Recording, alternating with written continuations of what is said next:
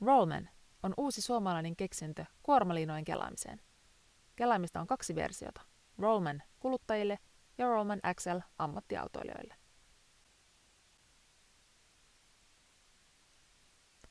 Kelaimen käyttöönotto on helppoa. Levyosa ja runko-osa liitetään yhteen ja tämän jälkeen kelain kiinnitetään akkuporakoneeseen. Nyt kelain on valmis käytettäväksi.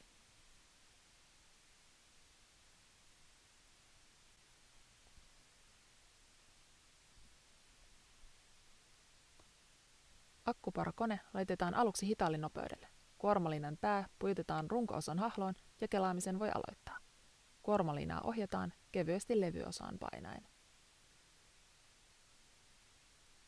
Valmis kuormaliina irrotetaan liikkuvan levyosan avulla helposti kelaimesta.